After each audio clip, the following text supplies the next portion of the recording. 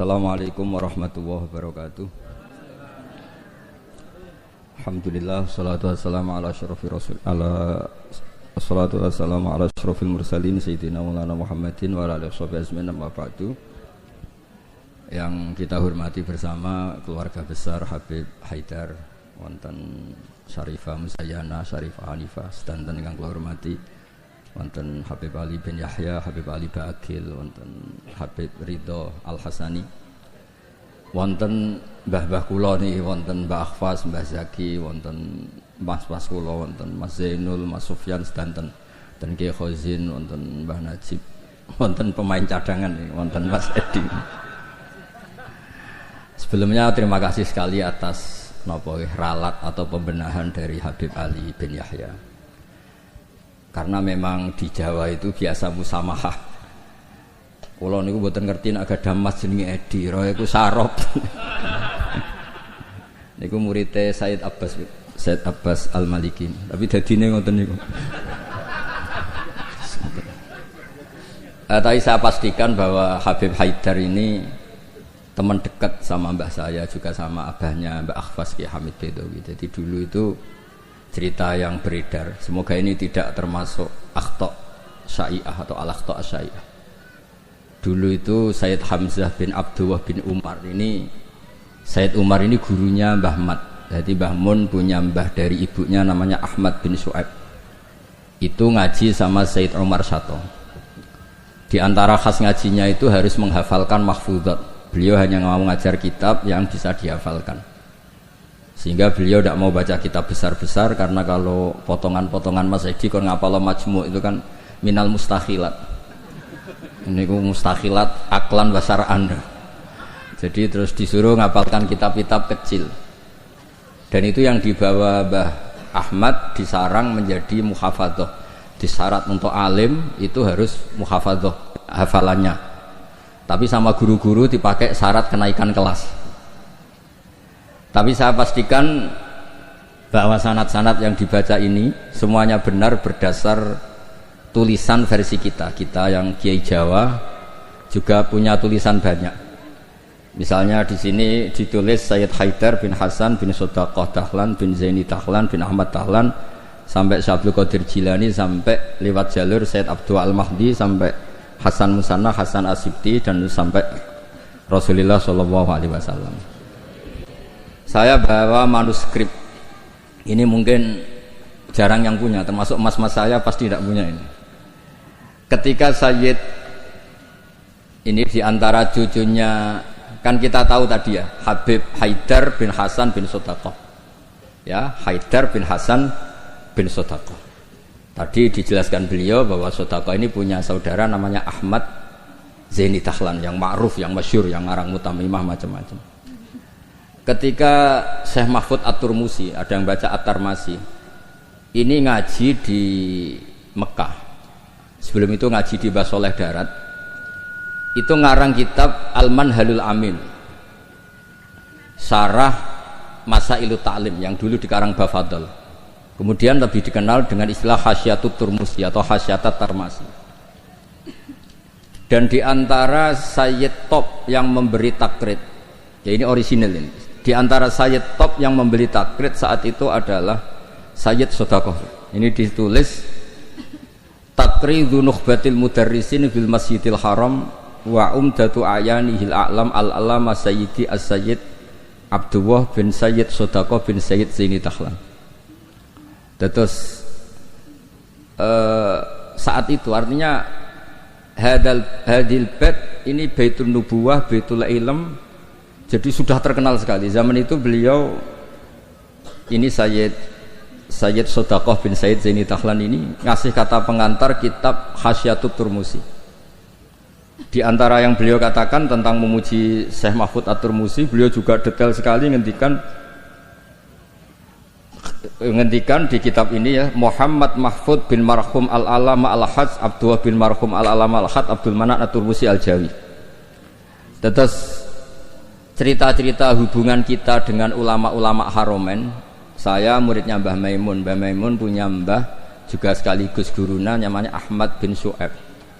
Itu ngaji sama Sayyid Umar Sato. Dan di kitab-kitab sanad Said Abi Bakar Sato ini paling kecil. Kecilnya ngaji sama Said Umar Sato. Di tengahnya yang terkenal ada Said Utsman. Dulu di era itu yang diantaranya ngaji itu Syekh Abdul Hamid Al-Qudsi.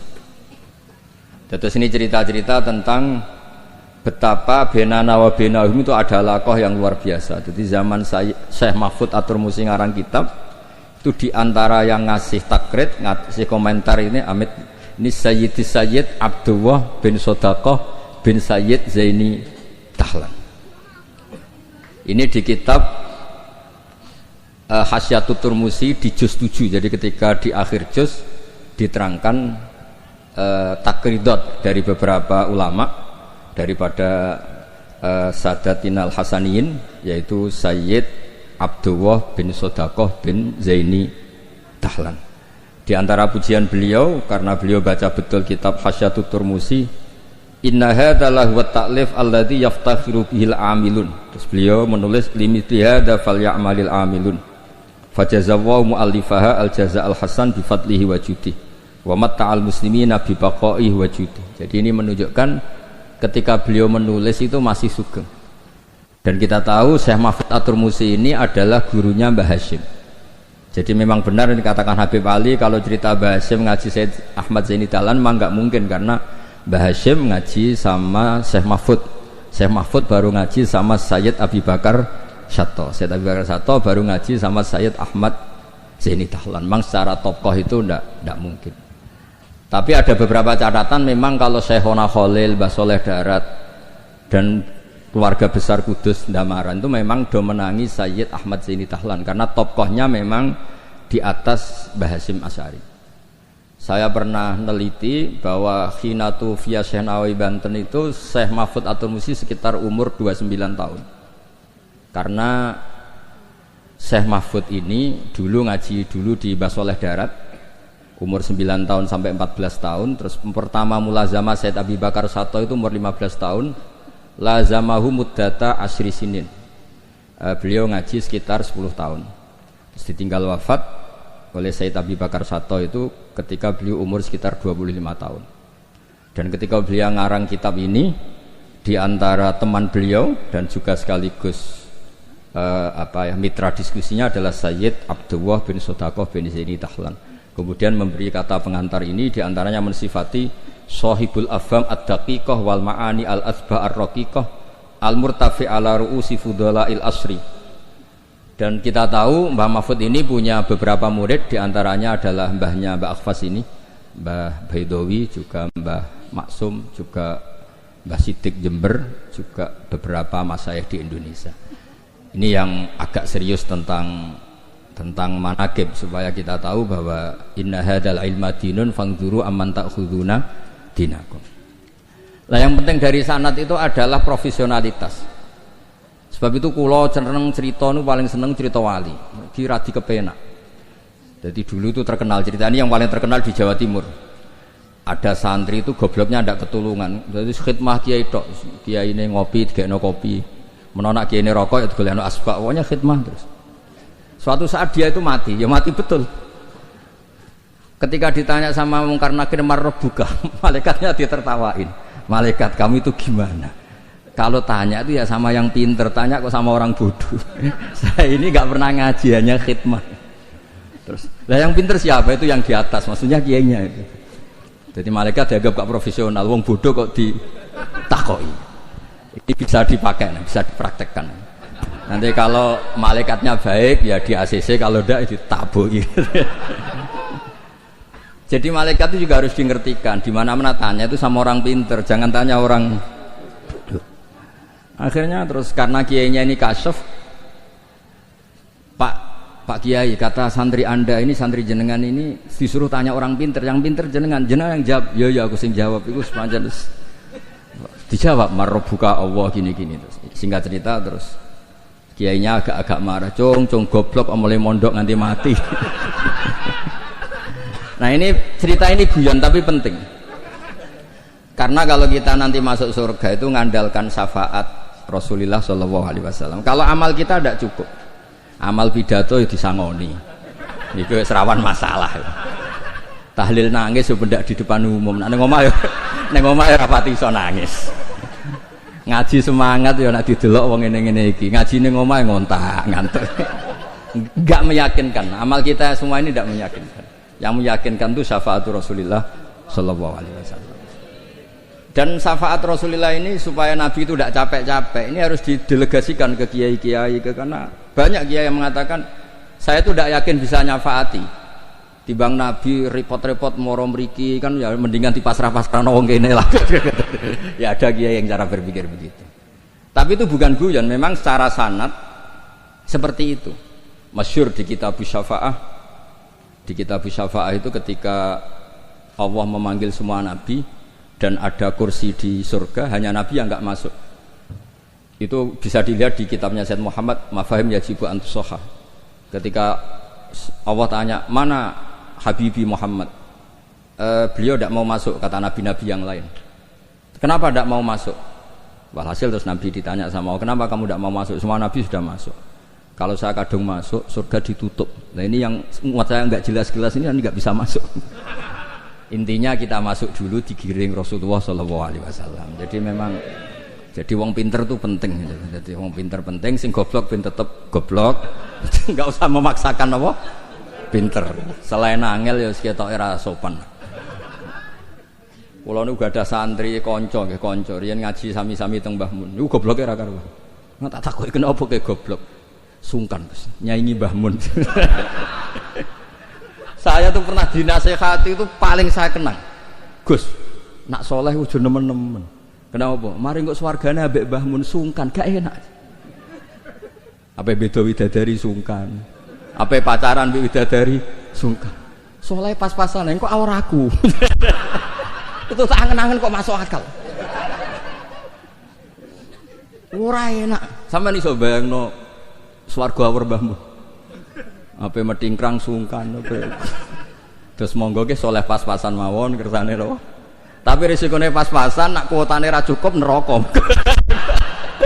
Lah nek kuota nak pas-pasan risikone niku. Terus Rasulullah itu milik semuanya nggih. Sing sering nangis wedi pangeran nggih ibadah, sing sering guyu nggih ibadah. Sampai kalau gak ada riwayat dan ini saya yakini benar di Ihya ada, di Khilyatul Auliya ada. Inna min khiyari ummati fi ma nabba'anil malalul a'la qauman yathakuna jahran min saati rahmatillah. Somben umatku pilihan-pilihan sing nak guyu banter-banter. Mergo saking yakin rahmati Allah ku jembar. Potongan ngeten iki beb nak diajari nangis terus frustasi. Mergo kombinasi nangis kredit, nangis damuk bojo, nangis tanpa masa depan. Wis kon guyu mawon kersane ridho mek kodok qadar. Terus masyhur itu dua nabi yang debat ini masyhur, yaitu Yahya dan Isa. Yang satu sering merengut mikir akhirat, digojlok sama yang sering guyu. Mali aroka abisan ka'annaka taqnatu min rahmatillah. Kowe kok merengut kaya ora ana rahmate pangeran. Mbok yo guyu bareng. Terus sing sitok gojlok, mali aroka dohikan ka'annaka ta'manu min makrillah. Kowe guyu kaya ora ana adab kae. Lah alhamdulillah mate nabi niku mun saged sedanten beb. Guyu nggih saged, nangis nggih saged. Berarti yo niru Nabi Yahya, niru Nabi Isa. Cuma kok ora perkara iku, perkara jagone menang guyu. Arab Saudi menang guyu kabeh. Barang saiki kalah terus nangis kabeh. Lah nek guyune wong saleh-saleh kados kula krana wedi pangeran. Maksudnya guyu mergo wedi pangeran. Kula niku isin didelok pangeran niku nangis. Wong dikek rahmat akeh kok ijek nangis. Oleh syukur iku kapan? Terus guyu iku saged dielmoni. Terus niki cerita-cerita sanad mengke di antarané kula aturaken Habib Ridho, Habib Ali supados ngertos bilih Al-Mudawwan yang dibukukan bahwa Habib Sodaqah ini Al-Hasani itu di kitabnya Syekh Mahfud napa? At-Turmusi. Beliau itu begitu bangganya dan di antara beliau yang beliau banggakan saya ngarang kitab ini ditakrid beberapa sadat, beberapa apa itu beliau ngendikan Sulalatun Nubuwah, di antaranya ada Sayyid Abdullah bin Sodaqah bin Zaini Tahlan. Kayak apa kita bangga, seneng. Misalnya saya muridnya Mbah Mun tentu ngaji sama Mbah Karim, juga ngaji sama beberapa gurunya termasuk abahnya sendiri Mbah Zubair. Mbah Zubair dulu ngaji di Mekah termasuk ketemu Syekh Hasan Masyad, ketemu macam-macam lah. ketemu Syekh Said Al-Yamani, ketemu macam-macam, dan semuanya sampai ke Sayyid Ahmad Zaini Dahlan yang tadi diterangkan saudaranya Sayyid Sodaqoh. Tapi memang menyangkut tasamuh nama itu memang di Jawa umumnya, meskipun kiai yang tahu itu biasanya tasamuh. Karena kalau ada orang mirip itu dipanggil mbahnya. Dulu saya ngaji di Sarang, saya ini punya mbah namanya Ki Siddiq. Beberapa kiai manggil saya juga Siddiq. Ketika saya mulai hafal Quran, beberapa kiai mulai manggil nama saya Nur Salim, karena bapak saya itu Kiai Nur Salim terkenal hafal Quran. Yang saya tidak mau itu dipanggil Lady. Wah, itu naudzubillah min dzalik. Ma'adzallah itu. Jadi memang tasamuh ini semoga dimaklumi lah. Karena memang seperti Gus Idror ketika ngaji di Sayyid Ahmad juga dipanggil Maimun Shaghir. Tapi saya yakin pembenaran Habib Ali tadi memang kita butuhkan, memang benar-benar kita terima kasih, karena memang harus ada bedanya adat Jawa dan Arab. Kalau di Arab memang Ahmad itu nama bin Zaini Dahlan, kalau di Jawa itu Ahmad itu nama tambahan. Jadi satu orang, saya namanya Ahmad Bahauddin ya satu orang. Kalau di Arab Ahmad cukup, Muhammad cukup. Makanya kalau di adat Habib orang Jawa itu bingung, Muhammad bin Ali bin Ahmad bin Ali, kadang Muhammad bin Muhammad sampai beberapa kali. Makanya dulu kalau di Israel itu kalau ada orang namanya Muhammad bin Ahmad bin Muhammad, kamu mempermainkan saya ya, karena jenenge mau dibolak-balik. Padahal memang di beberapa adat begitu. Imam Ghazali berapa kali kata Muhammad itu? Muhammad bin Muhammad sampai 3 kali. Nah, Habib yang kita kenal misalnya Ali bin Husain yang Said Ali Zainal Abidin. Karena setelah itu punya anak namanya Muhammad Bakir. Sebenarnya hanya Muhammad saja, Bakir itu gelar. Li'annahu baqarul ilma, kan namanya kan Muhammad bin siapa? Ali bin Husain. Setelah itu ya bin Ali wa Fatimah Zahra. Jadi memang semoga dimaafkan kesalahan kiai-kiai ini. Sebagian memang salah karena memang benar-benar salah. Sebagian salah karena tasamuh. Sebagian salah jare wong akeh bar diamuk bojoku wis bingung. Salah iku macam-macam. Ora profesor, ora kiai bar diamuk bojoku wis bingung panjenengan niku. Makanya kalau pertama jadi kiai itu muji kiai top itu bukan karena alimnya. Kalau sudah tua-tua itu wong ra duwe dhuwit, diamuki bojo, utang jatuh tempo kok ijek mulang itu top. Jadi kalau alim itu sudah biasa, bisa dipelajari. Tapi dalam kondisi seperti itu masih bisa ngajar itu biasa. Akhirnya mulang jurumiyah enggak ada takrib. Khutbah Sa'ban sing diwaca Muharram. Iku pun entek ilmune iku. Karena memang di rumah penuh masalah. Dados khutbah mboten madhep ngalor mun saelas pokoke ngerti. Pun bingung. Tapi Allah Taala nggih maklumi tiyang bingung. Wonten tiyang tobat. Niku hadis sahih, mboten hadis dhaif, hadis sahih. Wonten tiyang tobat, bareng ditampa Allah akhire mlebu swarga. Iku le muni Allahumma anta abdi. Pangeran Allahumma anta abdi. Ana rabbuk wa anta abdi. Terus dawuh Kanjeng Nabi akhta min siddatil farah, sampai saking senenge iku dekne salah ning ngarepe pangeran. Musa pangeran ku salah. Manjen ya wau, manjen wong diamuk ku ya repot. Wong penuh musibah nggih repot. Pemene pun rai-rai konflik sama Mas Edi niku repot. Terus niki wau mun perjanjian kalian Mas Inul. Niku Sarifah Zayana kula mun matur Mas Inul. Kula niki kan pemain inti. Kula kepen dicadangno niki kan butuh debutan sing butuh panggung lah niki butuh syafaat. Terus tahun ngajeng saged di kan ngisi. Mungkin hadirin nggih muni innalillahi wa inna ilaihi raji'un. Terus ini yang diceritakan Habib Ali tadi, Masya Allah. Memang ini saya bacakan biar dapat barokahnya Habib Haidar. Ini tulisan orisinil Habib Haidar bin Hasan bin Sodaqoh bin Zaini Dahlan. Ayyuhal qari as'adakumullah. Ini kata pengantar beliau ketika nulis manaqibnya Sayyid Hamzah Syato. Laqad alqaitu manaqibat Sayyid Hamzah Syato rahimahullah miraron binasabati yaumi wafati fi jama'atin azimah minan nas. Waqad sa'alani katsirun min talabati wa astiqaihim minal ulama an aktuba risalatan fi manaqibi rahimahullah wa tutba umarratan bata ukhra liyakuna huwa qudwatan wa uswatan li syubbanil yaum. Fa waqa'a fi qalbi luzumu ijabati hadzal su'al hasba taqati. Wa ini ta'araftu bi anna tilkar risalah lam tusaf bil kamal wa lam tuwaffi bi jami'i manaqibi Sayyid Hamzah Syato wa khisalih al-karimah wa lam taqirra uyunun nadhirina ilaiha likillati bidu'ati atau wa lam tuqirra uyunan nadhirina ilaiha likillati bidu'ati Intinya itu dengan bahasa Arab seperti ini betapa kita membayangkan kealiman Sayyid Haidar. Beliau pakai lughatil fusha, beliau begitu fasih. Dan keluarga kami kenal sekali sama Habib Haidar karena Sayyid Hamzah Sato itu teman akrabnya buyut saya namanya Mbah Durrahman, itu akrab sekali sama Sayyid Hamzah, bikin masjid kemana-mana. Dan Sayyid Mbah Durrahman ini termasuk donaturnya Sayyid Hamzah ketika bangun masjid. Jadi makanya saya ini ketika Syarifah Muzayana ke rumah saya, terus ada Syarifah Hanifah juga, pernah juga didolanin siapa Mas Farid yang dari Ngawi. Saya senang sekali karena memang muamalah, muasyarah dan apalah silaturahim semuanya ini sudah tersambung. Dan ini yang mudawwan, ini tulisannya Mbah Maimun tentang Sayyid Hamzah Sato, dan diantara yang disisipkan dipakai adalah taklidnya Sayyid Haidar. Yang paling menyenangkan ya ini apa?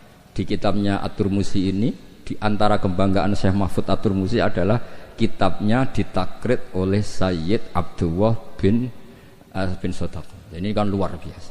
Ya, ini luar biasa. Ada silsilah keilmuan. Ya, saya ulang, ada silsilah apa? Keilmuan, dan kita tahu inna hadzal ilma dinun fangduru amman ta'khuduna apa? Dinakum. Dan di antara akhdul ilmi adalah wujudu syafaati Rasulullah sallallahu alaihi wasallam, yaitu Nabi ngendikan syafaati li ahlil kabair min ummati. Mun ngapal hadis gampang-gampang mawon. Nek ana hadis sing angel-angel syarat untuk syafaat kudu ngene-ngene ngapal sini kemawon. Syafaati li ahlil kabair min ummati. Ampun tafsiri ahli kabair sing ahli dosa gedhe, sing bulet-bulet wonten nomor kersane mboten memtersangkakan siapapun napa. Li ahlil kabair kanggo wong sing bulet-bulet. Nak kanggo nyuwun sewu nuduh orang melakukan fahisah rapik seudon mboten apik.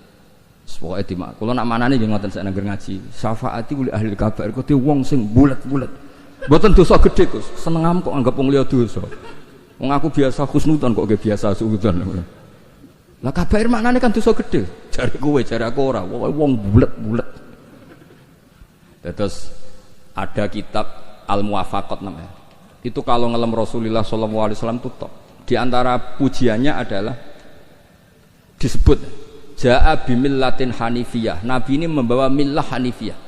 Dan di antara beliau nyifati itu nyifati ya, agama ini hadhil millah terus taquduhum jami'an, terus sampai memuji. Dan hadhil millah ini menguntungkan muti'an wa asiyah.